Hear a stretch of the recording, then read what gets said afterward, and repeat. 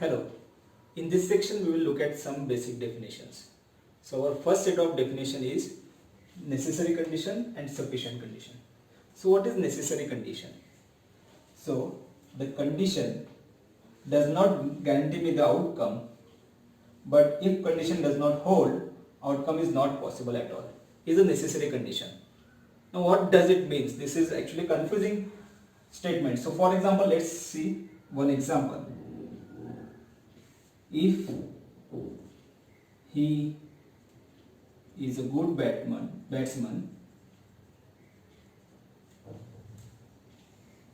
then he is an all-rounder. So this is my condition. He is a good batsman is my condition. So if this condition is true, that person may or may not be an all-rounder. He may be a pure good batsman only. He may not be an all-rounder. So if the condition is true, outcome is not sure. This outcome is not sure. Whether he is all-rounder or not is not sure. But in order to achieve this, this has to be true. If this is false, outcome is not possible. So if he is not a good batsman, for sure he will not be an all-rounder. So if condition is false, outcome is not possible. But if condition is true, outcome is not guaranteed. It may be true, may not be true. Another example.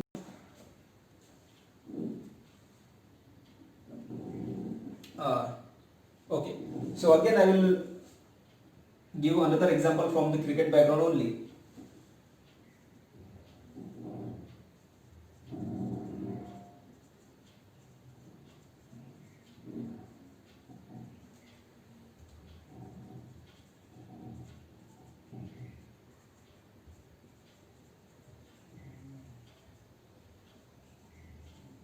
So my next example is if India wins semi-final, then India will win World Cup. Now if the condition is true, if India wins the semi-final, outcome is not guaranteed. India may go on to win the World Cup or it may lose in the final, but if we want to ensure the outcome, this has to be true. If we want India to win the World Cup, India has to win the semi-final. So without this condition, the outcome is not possible. So if it is false, outcome is not possible. Now what is sufficient condition? So if condition is false, outcome is not sure. So we may get the outcome or we may not get the outcome. But if condition is true, outcome is guaranteed. So for example, again I will use the cricket domain ka example only. If Kenya wins the World Cup, then there is a celebration in Nairobi. So what is my condition? Kenya wins the World Cup. So if the condition is false, if Kenya does not win the World Cup, outcome is not sure. There may be a celebration in Nairobi, there may not be a celebration in Nairobi. So for example, if Kenya does not win the World Cup, it reaches to the final, but it does not win the World Cup, it loses the final match. Still, people in the Nairobi can take it runner-up prize and they can celebrate. Or there may be some wedding at Nairobi and because of that there is a celebration. So even though the condition is false, outcome may be achieved or may not be achieved in some other way. But if the condition is true, if Kenya actually wins the World Cup, the outcome is guaranteed. Definitely there will be a celebration in Nairobi. So in order for the outcome, the condition is sufficient. If the condition is true, outcome is guaranteed. Here, for the outcome, the condition is necessary.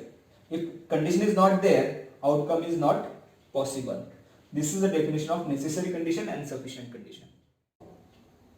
Now let's look at next set of definitions.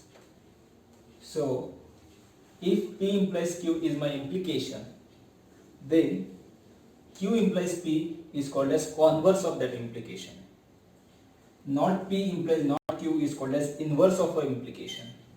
And not Q implies not P is called as contrapositive of the implication. So next three terms are converse, inverse and contrapositive, and the definitions are like this. If P and Q is the implication under consideration, then Q implies P is converse of the same implication, not P implies not Q is inverse of the same implication, and not Q implies not P is contrapositive of the implications. So quickly we will look at the truth table for all these four compound statements. So P and Q are the constituent statements for all those four compound statements. So for all the possible truth values of P and Q, what are the truth values of all these four we will examine. So P, Q, this column gives me P implies Q. So P implies Q का truth table. We know that if P is true and Q is false, then only P implies Q is false, otherwise it is true. Now for Q implies P, Q implies P, when T is true, when this is true and this is false, then only this is false. Similarly for inverse and contrapositive, these are the truth tables. Now if we observe the truth tables, if we observe these two columns, when both are true, this compound statement and this compound statement is true. When both this is true and false, this is true and true. For false and true, this is false and false. And for false and false, both are true. So these two compound statements have same truth value for the constituent truth value of constituent statements. And similarly, this column and this column, if you observe these two columns, the content of these two columns are exactly same. So from this truth table, we can say that converse and inverse are logically equivalent to each other. So this is the symbol for logical equivalence. So converse and inverse of an implication are logically equivalent, while implication and its contrapositive are logically equivalent. So what is logically equivalent statements? So for example, let's consider I have compound statement P and I have compound statement Q. These two compound statements are made up of maybe small p1, p2, p3 up to pn. So P is made up of this small propositions and Q is made up of these small propositions. Now for any truth value of P1, P2, P3 and Pn, if P is true at the same time Q is true, or if P is false at the same time Q is false, then I will say that P and Q are logically equivalent. So for all the possible combination of truth values of constituent statement, all the possible combination of truth value of constituent statement, if both has same truth value, either true or false, then these two statements are called as logically equivalent statements. They have same truth value, either true or false or true. So from this truth table we come to know that converse and inverse are logically equivalent, while implication and contrapositive are logically equivalent. For example, let's say this is my statement. The home team wins whenever it is raining. So this statement is in the form of, let's say this is my Q and this is my P. So this statement I can write as Q whenever P. So Q whenever P is another way of writing an implication. So I can write the same statement like this. If it is raining, then home team wins. So again, it is raining is my P and then home team wins is my Q. And now this statement is in noun form, P implies Q. So for this particular statement, this is my implication. P implies Q is my implication. Then what will be the contrapositive? Contrapositive is negation of Q and negation of P. So my contrapositive statement will be negation of Q, negation of P. What is Q? Home team wins. So negation of Q is if home team does not win, then it is not raining. This is my contrapositive statement of given implication. What will be the converse? Q implies P will be the converse. If home team wins, then it is raining is the converse of the given statement. And what is inverse? Not P implies not Q is my inverse. So not P, if it is not raining, then home team does not win, is my inverse statement for the given statement. Our next set of definitions are tautology, contradiction and contingency. So what is tautology? Tautology is a statement which is true under all the circumstances. A proposition which is true under all the circumstances is tautology. Now what it means? For example, P is my proposition which is made up of simple propositions P1, P2, Pn. So for all the possible values of the constituent statements, if my P is true, then that P is called as tautology.